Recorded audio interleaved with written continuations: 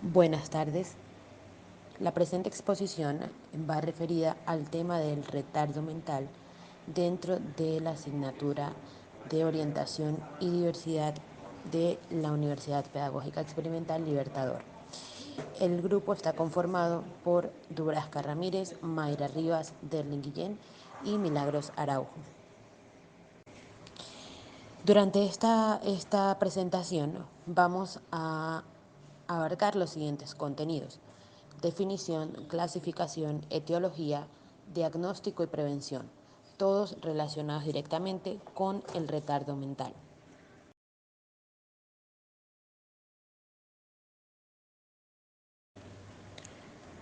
Para la Asociación Americana para el Retraso Mental, el retardo mental es una discapacidad caracterizada por las limitaciones significativas tanto en el funcionamiento intelectual como en el de la conducta adaptativa, expresada en habilidades adaptativas, ya sean conceptuales, sociales y prácticas.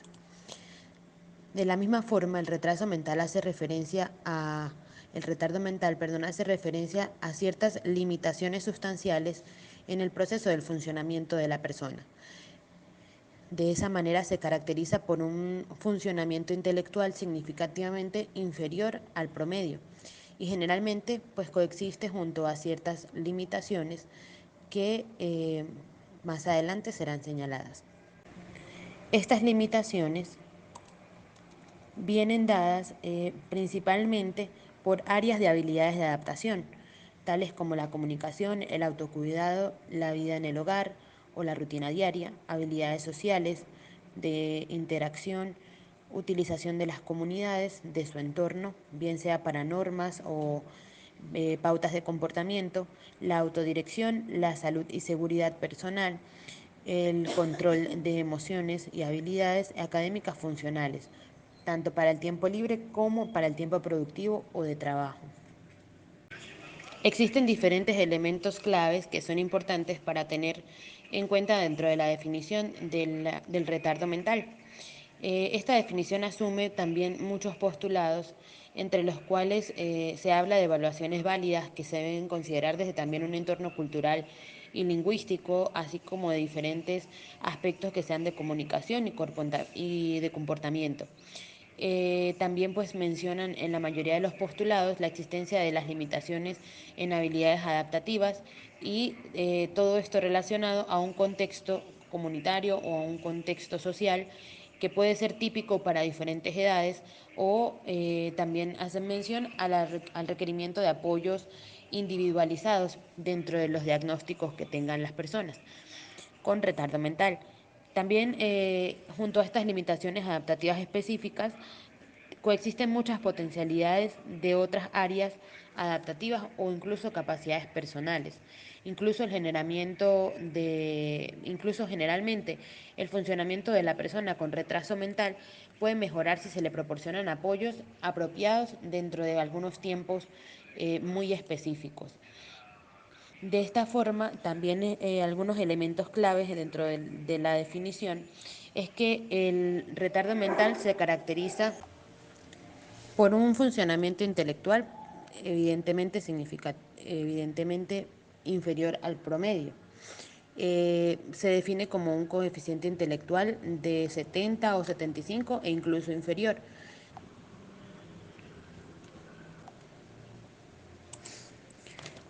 Además de esto, debe manifestarse antes de los 18 años de edad, siendo esta la edad en la que aproximadamente todas las personas en nuestra sociedad asumen los roles de adulto, por lo cual es importante que, siendo en otras sociedades donde se adopten criterios distintos, lo más apropiado sería cambiar la edad de 18. También hago mención a tres elementos claves dentro de la definición del retardo mental, como es las capacidades o competencias, el entorno y el funcionamiento. En el caso de las capacidades, pues son aquellos atributos que hacen posible un funcionamiento adecuado de la sociedad, y aquí se incluye tanto las capacidades inherentes de los individuos como aquellas habilidades que le permiten funcionar dentro de un contexto social. Estas capacidades normalmente se ven limitadas dentro de las personas con retardo mental y estas limitaciones son la base de habilidades adaptativas como la inteligencia conceptual, la inteligencia práctica y la inteligencia social. En el caso de la inteligencia conceptual es básicamente aquella encargada o relacionada, perdón, con el desarrollo cognitivo y la construcción de aprendizajes.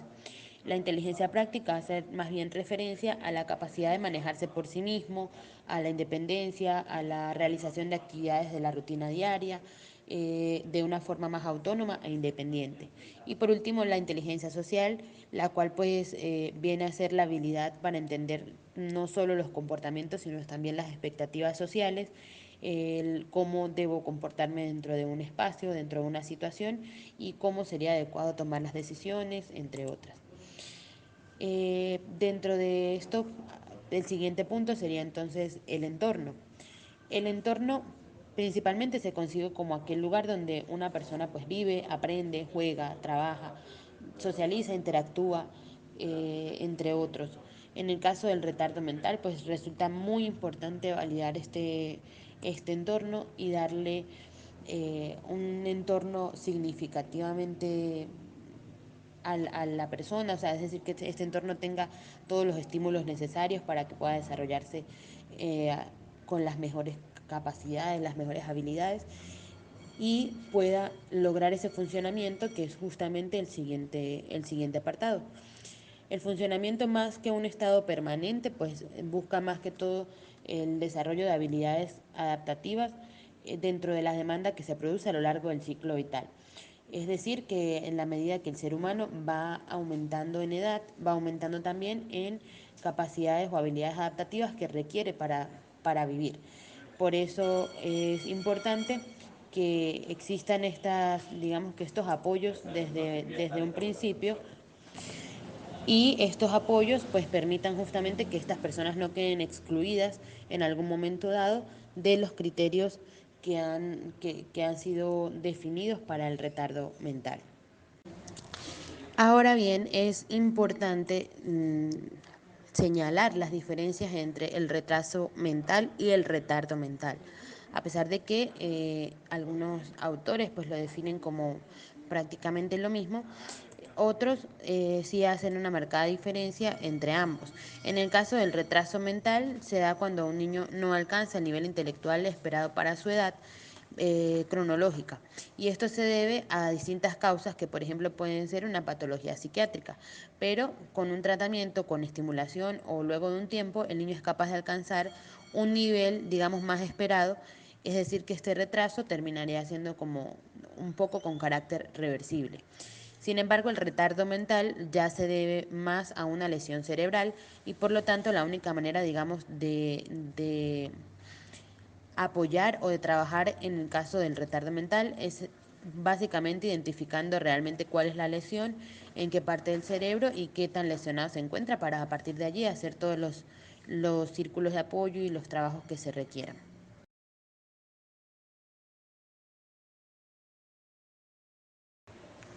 En el caso de la clasificación, los niveles del retardo mental se especifican de acuerdo a la severidad, desde leve hasta profundo. Y básicamente se enfocan en los niveles de coeficiente intelectual, siendo para leve un 70, moderado 50, severo hasta 40 y profundo hasta 25. Para el retardo leve, este representa aproximadamente el 85% de las personas con retardo mental. Estas personas generalmente desarrollan habilidades sociales de comunicación durante sus primeros años de vida o los primeros 5 en específico y se diferencian un poco más de los niños hasta una edad más grande, es decir, posterior, aunque son capaces de mantener conversaciones y por lo tanto de expresarse dentro de la vida cotidiana. Solamente una minoría en el caso de los adultos se ve afectada por reconocerse una etiología orgánica y más bien en el caso de los adolescentes con retardo mental leve llegan a adquirir conocimientos académicos equivalentes hasta sexto o hasta primero de bachillerato. Como adultos, las personas con retardo mental leve pueden adquirir suficientes habilidades sociales y vocacionales como para funcionar de manera independiente con un mínimo de supervisión. Sin embargo, con el apoyo necesario, las personas con retardo mental leve pueden tener vidas exitosas dentro de sus comunidades o sus entornos, ya sean de manera independiente o en ambientes supervisados. Para el caso de las dificultades, realmente las mayores que se presentan son en las actividades escolares y sobre todo en la lectura y la escritura. Pueden desempeñarse en labores prácticas y más frecuentemente en trabajos manuales que sean cualificados. Sin embargo, cuando un retraso va acompañado de una falta de madurez emocional o social que sea destacada, puede presentarse dificultad también para hacer frente a demandas como matrimonios, educación de hijos, así como adaptaciones a la cultura, eh, toma de decisiones, entre otros. Por su parte, el retardo mental moderado es lo que antes se conocía como un retardo mental entrenable y este grupo representa a un 10% de las personas con retardo mental. La mayoría de las personas con este nivel de afectación adquieren habilidades en comunicación desde que son niños. Pueden beneficiarse de entrenamientos vocacionales y con supervisión y normalmente desarrollan actividades de cuidado propio. En el caso de la adolescencia, estas personas pueden presentar dificultades a no entender normas y convenciones sociales. Ya en la etapa de la adultez, pueden llegar a realizar tareas sencillas de manera independiente o en talleres protegidos.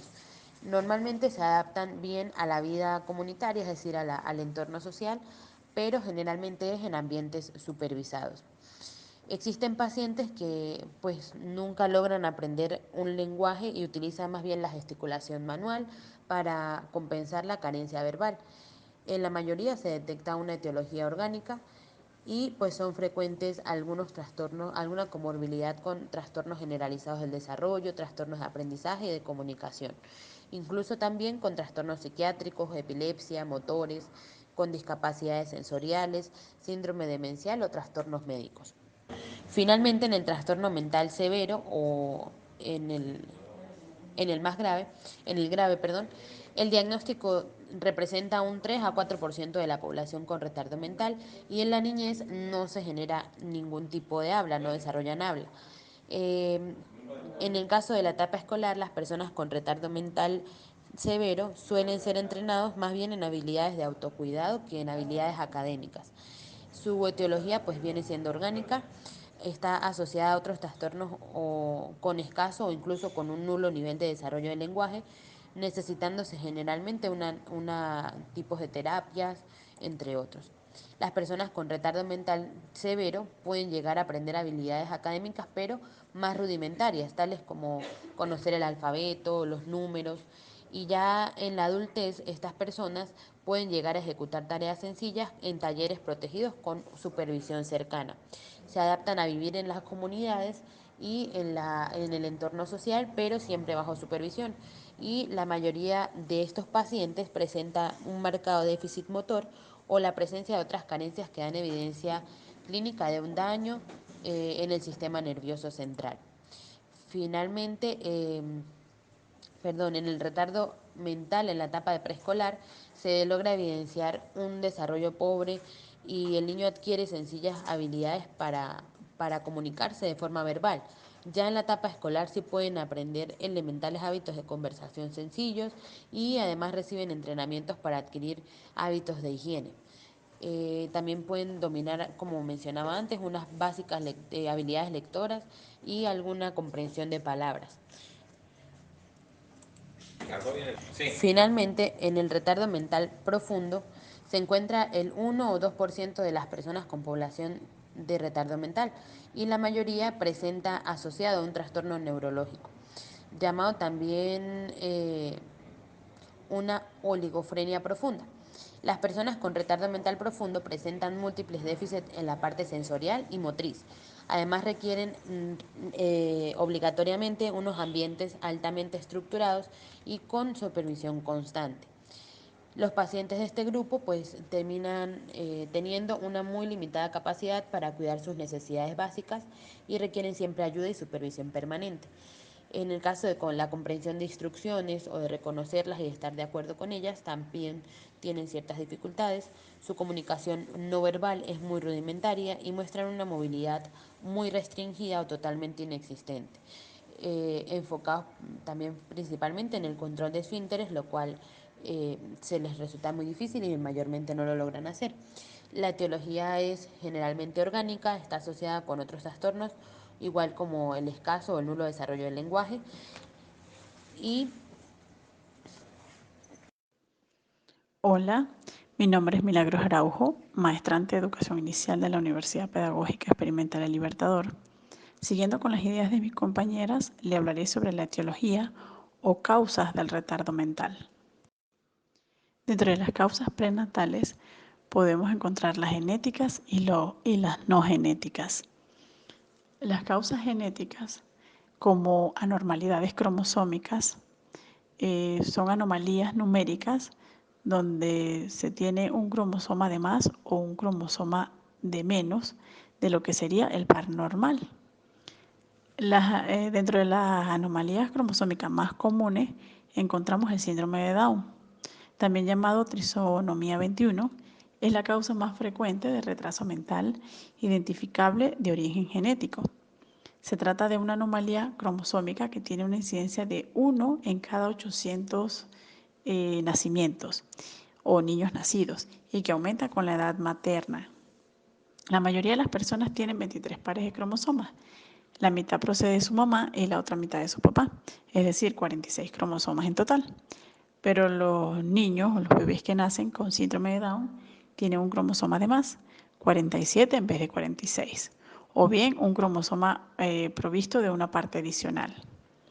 Los niños con síndrome de Down suelen tener problemas médicos como problemas de aprendizaje, pero muchos de estos niños con síndrome de Down pueden ir a escuelas ordinarias, hacer amigos, disfrutar de la vida e incluso conseguir trabajo cuando ya son mayores. Dentro de las causas prenatales no genéticas encontramos toxinas y teratógenos. Un teratógeno es cualquier sustancia que al actuar en el embrión o feto produce alteraciones morfológicas o funcionales en el niño.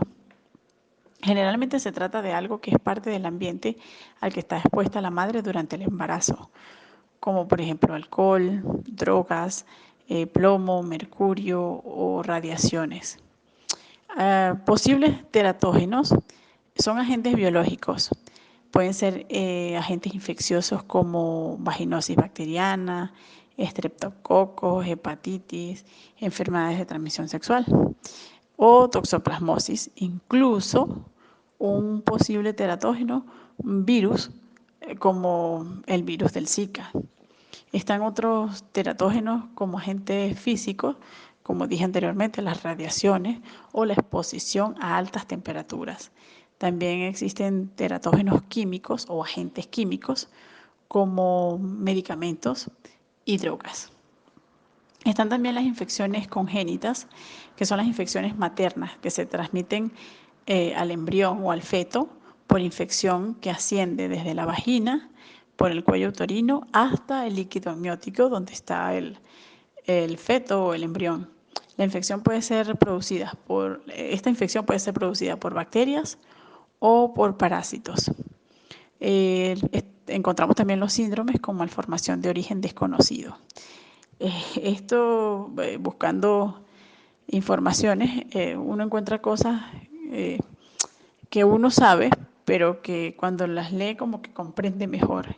Encontré cosas como que el 10% de las malformaciones se atribuyen a causas ambientales, el 25% de estas malformaciones a factores genéticos y el 65% a factores desconocidos, probablemente por muchos factores, estos factores desconocidos como ingestión de plantas tóxicas, exposiciones a los pesticidas como venenos de los que usan frecuentemente en las zonas de siembra, en las zonas, por ejemplo, del páramo, los venenos que usan o los insecticidas que usan para fumigar los productos, las hortalizas. También están otras de las causas, la contaminación de las aguas por mercurio, los agentes ambientales infecciosos y algunos medicamentos.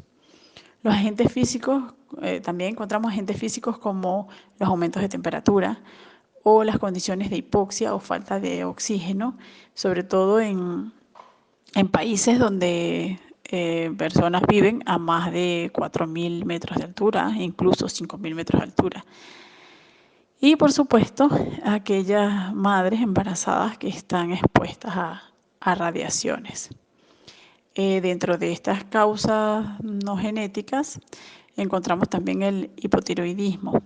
Es una afección en la que la glándula tiroidea no produce cantidades adecuadas de hormonas. Las hormonas tiroideas, recordemos que son esenciales, uno, para el crecimiento normal del cuerpo y el más importante, para el desarrollo del cerebro. Encontramos también los errores congénitos del metabolismo, un trastorno metabólico que ocurre cuando hay reacciones químicas anormales en el cuerpo que interrumpen justamente el metabolismo, o sea, que interrumpen este proceso. Cuando esto pasa, es posible que en el cuerpo hayan demasiadas o muy pocas sustancias saludables que necesitamos para mantenernos. Dentro de esto existen diferentes grupos de trastornos que provocan desnutrición, convulsión o retardo mental. Causas perinatales. Hay que recordar que el periodo perinatal en medicina y en la psicología va desde la semana 22 de embarazo, es decir, las últimas semanas de embarazo, hasta el 7º día de vida fuera del útero materno. Durante este periodo tiene lugar el momento trascendental del parto. Y bueno, estas causas pueden ser nacimiento pretérmino o un parto prematuro, que es el que ocurre antes de la semana 37. Esta puede ser una causa para retardo mental en los niños. Nos encontramos también con causas postnatales que nos pueden generar retardo mental.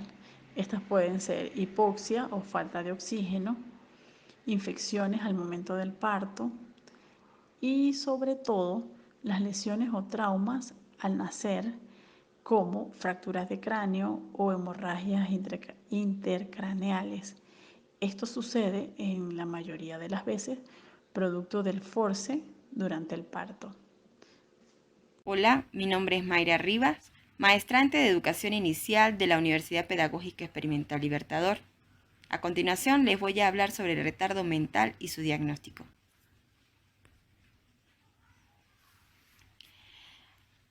Primero que todo, para llegar a un diagnóstico vamos a definir, según la Organización Mundial, qué es retardo mental. Y para la Organización Mundial de la Salud ya define como un estado del desarrollo de la mente, el cual está definido e incompleto. Lo caracteriza el desarrollo subnormal de la inteligencia. Es decir, que la persona que padece este tipo de trastorno tiene problemas o dificultades en la capacidad de aprendizaje y de adaptación social. Y esto se debe a muchos factores, como el biológico, el genético, el psicosocial o traumático. ¿Cómo saber si una persona tiene discapacidad intelectual? Una persona, para saber si tiene este tipo de patología, generalmente es evaluada según un puntaje de la prueba del coeficiente intelectual. Y cuando esta persona es evaluada, tiene un puntaje, y si tiene menos o inferior a 70 puntos, se es catalogada con retardo mental. Muchos estudios y muchos autores han estudiado este tipo de patología y lo han determinado en diferentes términos, como el idiotismo, oligofrenia, niños anormales, debilidad mental, deficiencia intelectual, subnormalidad y el último término para poder no discriminar a este tipo de personas que padecen esta patología se ahonda en alumnos con necesidades especiales educativas. Ahora bien, ¿cómo saber o cómo diagnosticar este tipo de patología? Primero que todo, esto se realiza cuando a temprana edad el niño, desde temprana edad, presenta ciertas características. Por ello es referido a un especialista en psiquiatría o neurología, la cual pues a través de diferentes test, exámenes y pruebas hace una rigurosa investigación para detectar este tipo de patología. Según Gómez y sus colaboradores, dice que se han de basar en la exploración y valoración del déficit intelectual, que es inferior a 70 puntos. Además, hay que valorar la parte de actitudes específicas, personalidad y la capacidad de adaptación al medio donde vive. Por otra parte, hacen referencia al diagnóstico clínico, al diagnóstico psicométrico, al diagnóstico social, al diagnóstico diferencial y por último hacen un enfoque pluridimensional. Cuando nos referimos al diagnóstico clínico, se refiere a el primer filtro, que sería la prueba del coeficiente intelectual. Luego de desarrollado este tipo de test, se valora y se ubica de acuerdo al puntaje que arroja y puede catalogarse desde retardo mental leve, desde retraso mental moderado, retraso mental grave y retraso mental profundo. Todas estas patologías o todos estos subniveles, de la patología de retardo mental va a definirse de acuerdo al puntaje que arroje el coeficiente intelectual. Por otra parte, en el diagnóstico social es cuando la persona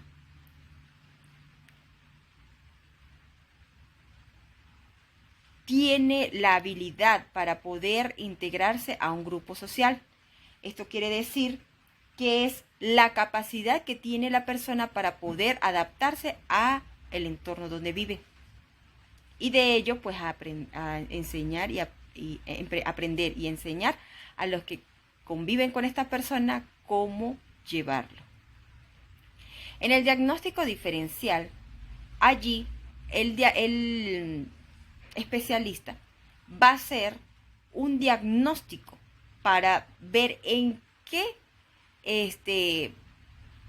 atañe el retardo mental, si es en trastornos específicos del desarrollo del habla y del lenguaje, en cuanto al trastorno generalizado del desarrollo, él puede incurrir en demencia o en la capacidad intelectual límite. Esto quiere decir las posibilidades de desarrollo y adaptación. No cabe en duda que todo esto, todo lo enmarca el especialista para poder determinar con certeza la patología, para luego hacer un enfoque pluridimensional. Esto quiere decir que el especialista debe conversar con la familia, de allí, después de mostrar todas las pruebas clínicas, corporales, neurológicas, psiquiátricas y el examen de coeficiente intelectual, el especialista debe orientar a la familia, ya que son el primer filtro para poder aceptar la enfermedad o la patología que el niño padece. Luego, cómo incluirlo a las actividades escolares, donde nosotros como docentes debemos estar preparados y tener las herramientas idóneas para poder enfrentar y abordar a este tipo de personas con un retardo mental, y sin inmiscuir a la sociedad, que también debe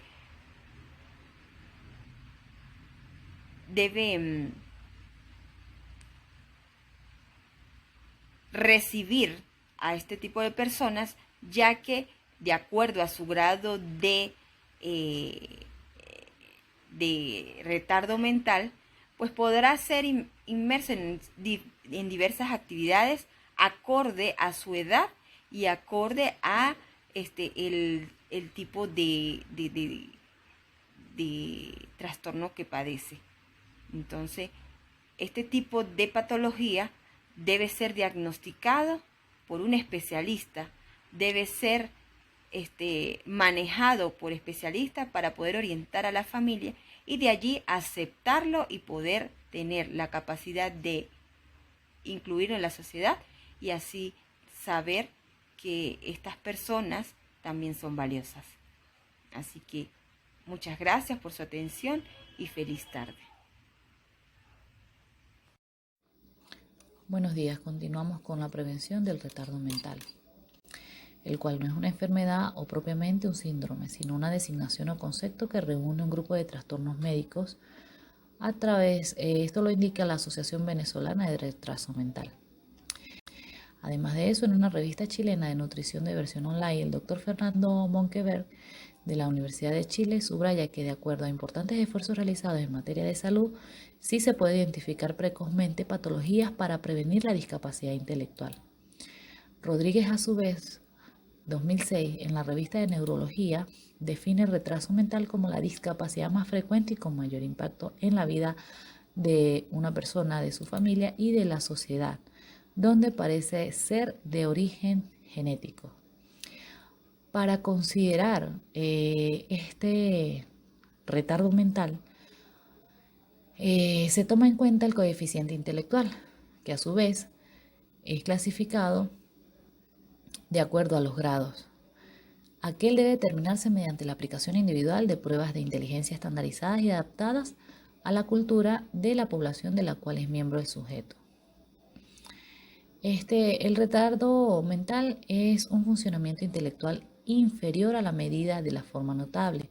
Él se presenta con otras limitaciones en las áreas de las habilidades adaptativas como el cuidado personal, la comunicación, la vida en el hogar, la comunidad, habilidades sociales, autocontrol y otras cosas. Además, a través de la genética molecular se ha demostrado que la afectación de genes continuos ocasiona varios síndromes de múltiples anomalías congénitas menores. Un factor importante que puede considerarse es la hormona tiroidea, el cual afecta el crecimiento neuronal.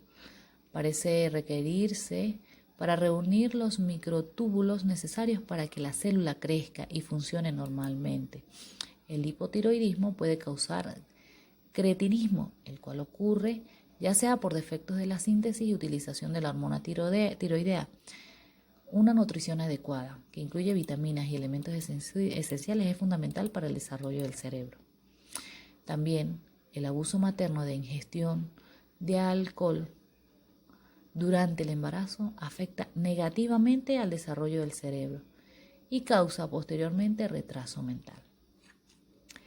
Algo muy importante es que en Estados Unidos se estima que el coste para la comunidad con el fin de mantener a una persona con discapacidad intelectual durante toda su vida es aproximadamente de $1 millón. Imagínense, pues bastante interesante este dato. Entonces, es necesario considerar esas medidas que funcionen para la prevención de este retardo mental, como la atención prenatal y perinatal adecuada, un consejo genético y un diagnóstico prenatal, una inmunización universal, una nutrición adecuada de la madre y del bebé, el ácido fólico durante la preconcepción, el manejo de fenilcetonuria materna. También las medidas para disminuir la ingestión de alcohol materno, medidas para disminuir la exposición a otras sustancias tóxicas heterogéneas. Estas son algunas claves que se deben considerar al momento de llevar a cabo un embarazo a término para la prevención de un retardo mental. Muchas gracias.